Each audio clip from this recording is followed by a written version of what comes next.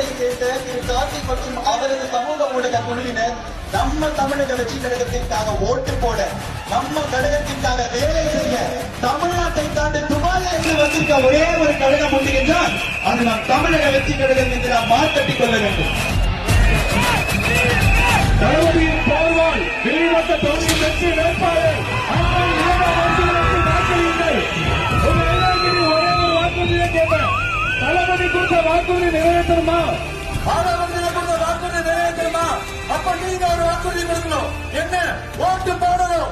April 23ஆம் தேதி காலையில விஜய் சின்னத்துக்கு உங்களை வாக்கு அளிங்க. ஒன்றாம் தேதியில 50 வருஷம் ஆட்சிங்க, 50 வருஷம் கட்சிங்க, 50 வேறுமுறைக்கு வெளியேற்ற ஓட்டு போட போறல.